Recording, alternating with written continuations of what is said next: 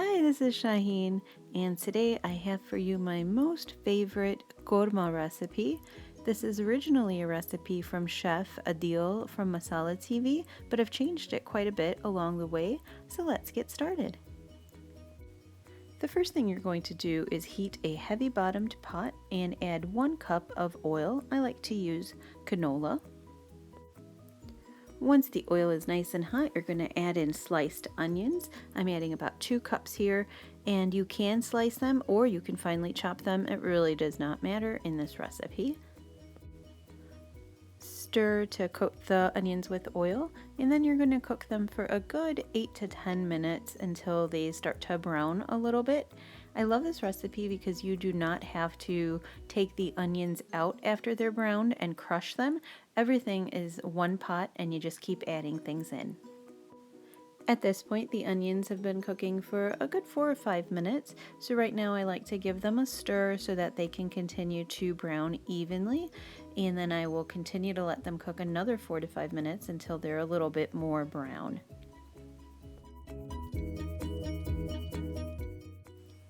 After about 10 minutes, the onions will not be completely browned, but their texture will have changed a little bit. Now you'll add in 2 tablespoons of ginger garlic paste. I like using the ready-made store-bought Shan Masala brand. You can use any brand that you like, or even stuff that you make at home would be fine. Freshly grated ginger and garlic would also be acceptable. Let that ginger garlic paste cook for a good 2 to 3 minutes. You'll see that once you add that paste, it just makes the onions get nice and brown really quickly. At this point, you can start adding the spices. I really like the Laziza brand Qorma masala. It has the whole masalas or the whole spices already in them. You'll see little pieces of cloves and cardamom and black peppercorns in there. So I just skip that step in the recipe and just let the Laziza masala take care of it.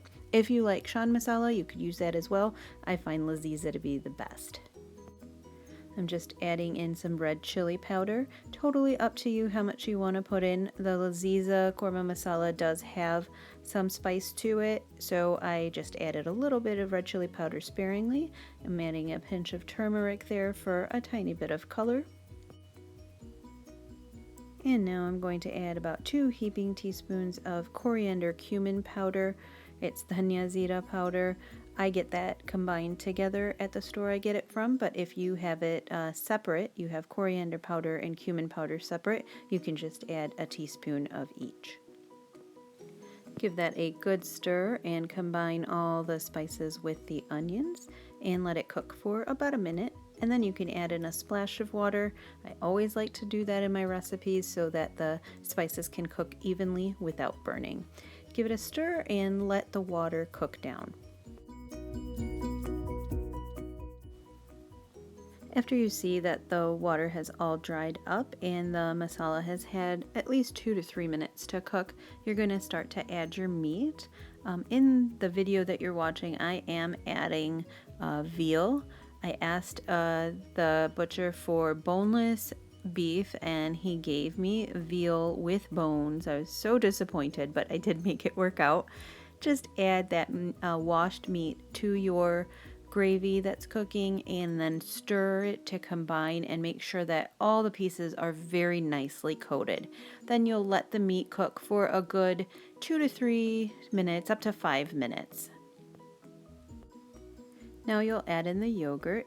My trick for yogurt not separating is to take some of the hot gravy and temper the yogurt with it. So just take 2 or 3 tablespoons of your hot gravy and put it into your yogurt. Then you whip it and combine it with the gravy. So combine the yogurt with the gravy, and that way now it is at a higher temperature, so when it hits the really hot gravy, it won't separate and it'll stay nice and smooth. I also lower the flame before adding the yogurt, and I always like to use full fat yogurt. I find that lower fat yogurt doesn't taste as great and also might separate even if you temper it.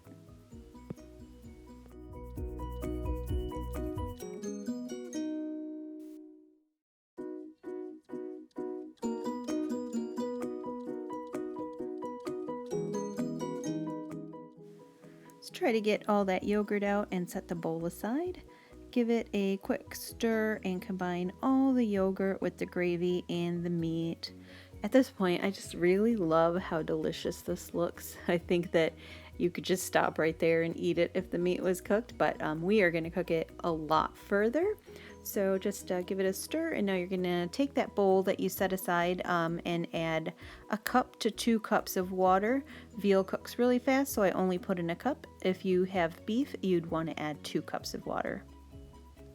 Give it another stir and get that water combined. Put a lid on it.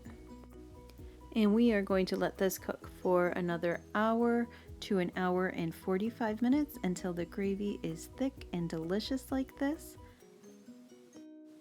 And the meat is tender and almost falling off the bone. I make this for dinner on a Sunday night or sometimes a Saturday when I have a lot of time to cook. I've also made this for Eid and for parties. It turns out really well almost every time because it's just like a foolproof recipe. There's not that many steps, and I love making this korma. I hope you find this video helpful, and I hope you'll try this recipe and love it as much as our family does. Thank you for watching, and I'll see you again soon. Bye!